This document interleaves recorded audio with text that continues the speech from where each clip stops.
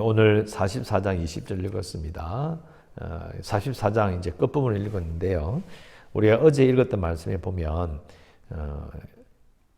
남유다 백성들, 남은 자들이 이집트로 도망가서 그곳에서 정신을 차린 게 아니라 뭐 했다고 했습니까? 우상 숭배를 했다 그랬죠. 그래서 하늘 여왕을 섬기고 분양하고 하는 것을 꾸짖으니까 하는 말이 옛날에 하던 일인데, 옛날에 유다 땅에서 예루살렘 거리에서 다 하던 대로 했는데 사실 뭐 하늘 여신 그 섬기는 거 하지 말랬더니 더 안 되더만, 이런 말을 대답을 했던 겁니다. 그 말에 대해서 오늘 20절부터 예레미야가 남녀 모든 무리 곧 이 말로 대답한, 이 말이 바로 아까 제가 했던 그 말이죠. 그 말로 대답하는 모든 백성에게 일러 이르되 너희가 너희 선조와 너희 왕들과 고관들과 유다 땅 백성이 유다 성읍들과 예루살렘의 거리에서 분향한 일을 여호와께서 기억하셨고 그의 마음에 떠오른 것이 아니냐. 자, 이게 무슨 말일까요? 남유다 백성들, 이집트에 도망간 사람들이 옛날 이야기를 한 거예요. 옛날에 한 20, 30년 전이죠? 전에 했던 일들, 그때 예루살렘 거리에서 하늘 여신을 분양했던 일을 기억하면서 이야기했어요. 우리 옛날에 했던 건데, 그러니까 하나님께서 그렇게 말씀하신 거예요. 나도 그거 아는데, 나도 그것을 기억하는데, 너희들이 이전에 행했던 일들을 기억하고 있는 것처럼 하나님도 그것을 기억하고 있다. 그래서 22절 여호와께서 너희 악행과 가증한 행위를 더 참을 수 없으셨다. 자, 두 가지를 못 참다고 했잖아요. 악행과 가증한 행위. 두 가지죠. 하나는 악행, 악을 행하는 것. 두 번째는 우상숭배. 두 가지를 다 말하는 거예요. 그 이상하게 이게 우상이 아주 강해지면요, 이게 사는 것도 더러워져요. 하나님을 제대로 딱 믿잖아요. 그러면 사는 것도 깨끗해져요. 그런데 하나님을 잘못 믿으면요, 삶도 더러워져요.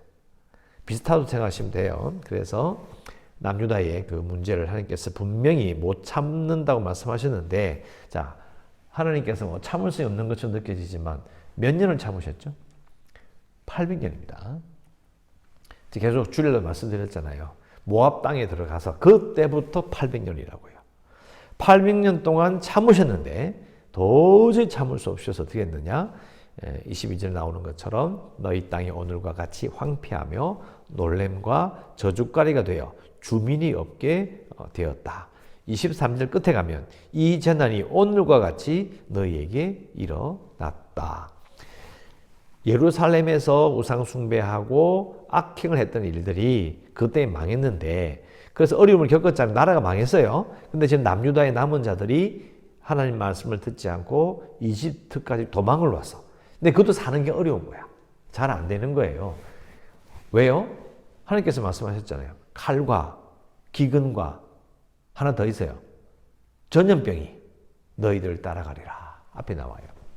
그죠? 그러니까 지금 이 재난이 계속 괴롭힘을 괴롭히고 있는데도 이들은 그들의 잘못을 인정하지 않는 것입니다.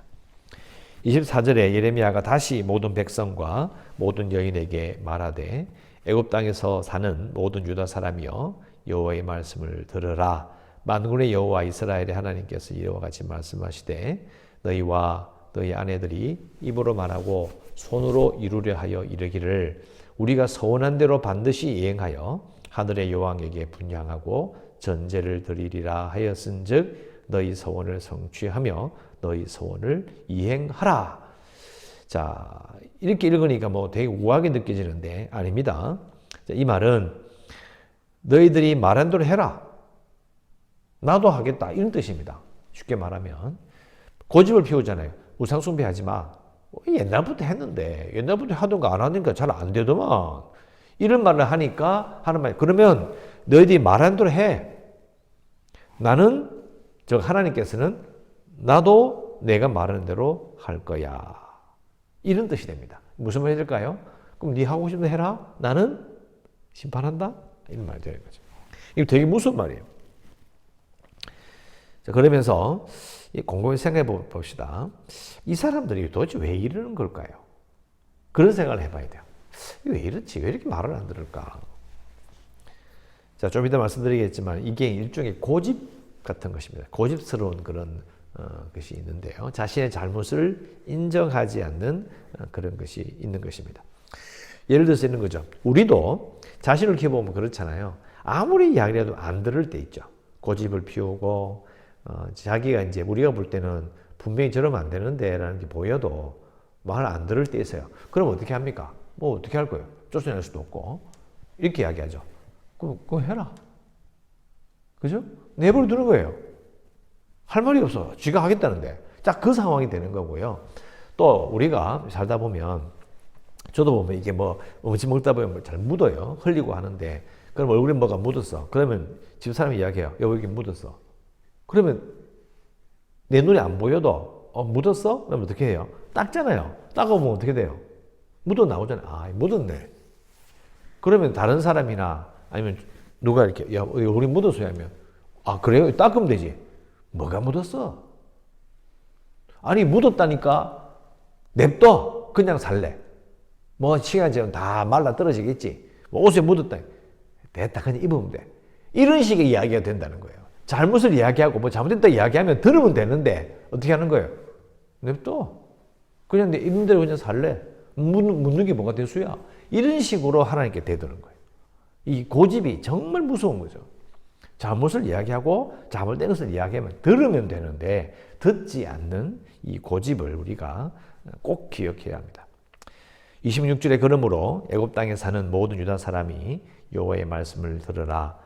여호와께서 말씀하시되 보라 내가 나의 큰 이름으로 맹세하였은즉 애굽 온 땅에 사는 유다 사람들의 입에서 다시는 내 이름을 부르며 주 여호와의 살아계심을 두고 맹세하는 자가 없으리라.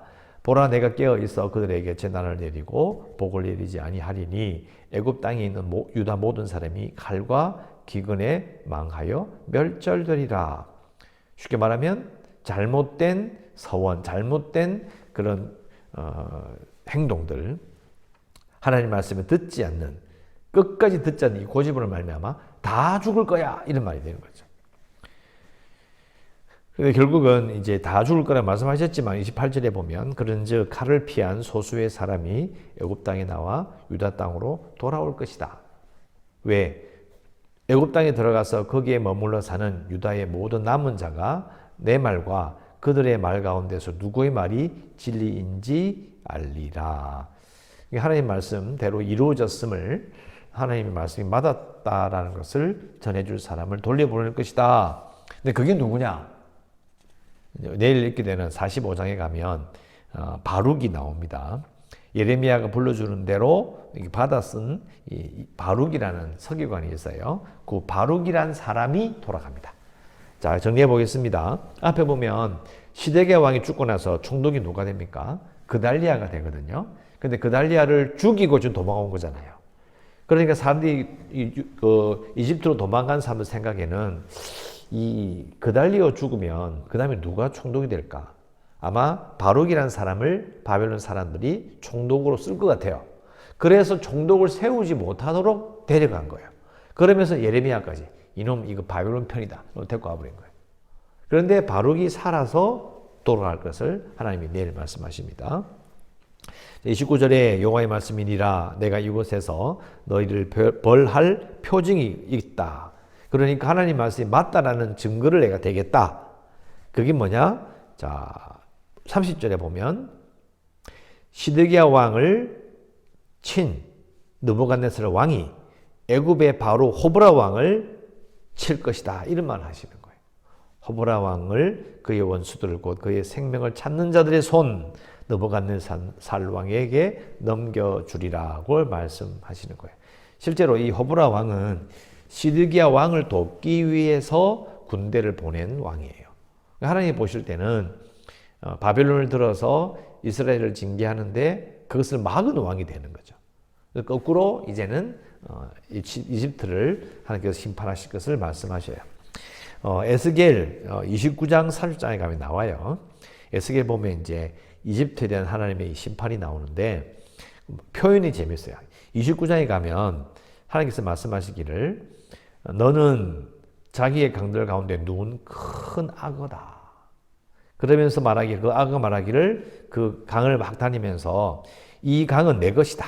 내가 나를 위하여 만들었다. 내가 갈고기로 내 아가미를 깨고 모든 고기를 다 내가 먹겠다. 이렇게 말하는 부분이 나옵니다.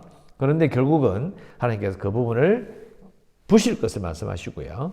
그리고 갈대 지팡이다 이렇게 말씀하시고 30장에 가면 내가 이집트의 바로 왕의 팔을 꺾었다 이렇게 말씀하십니다. 그 부분이 이루어지면서 알게 되는 거죠.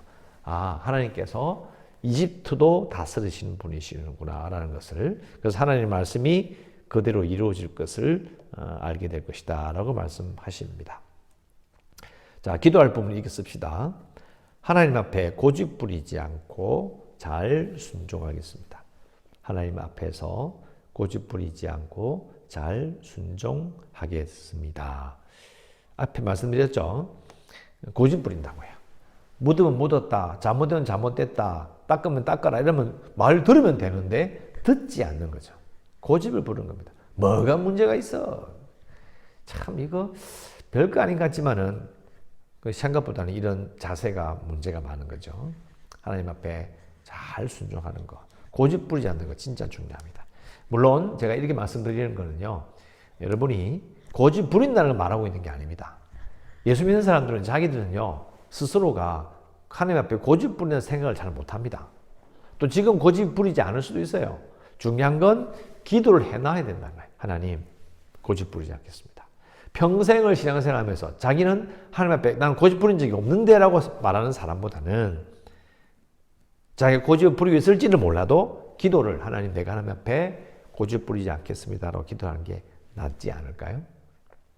고집 부리면 안 됩니다. 하나님 깨우쳐 주시면 고치겠습니다. 하나님 알게 하시면 바꾸겠습니다. 하나님 내 마음을 낮추어서 듣겠습니다. 이렇게 기도하는 게 맞는 거 아닐까요? 그래서 하나님 앞에서 고집 부리지 않고 잘 순종하겠습니다 라고 또 기도하시고, 오늘 금요일, 오늘 휴일입니다. 금요 기도에 좀 많이 오셨으면 좋겠는데, 물론 아직까지 2단계라서 다 모입시다 말하기 어려워요. 하지만 온라인으로도 함께 예배드리는 금요일 되었으면 좋겠습니다. 기도하겠습니다.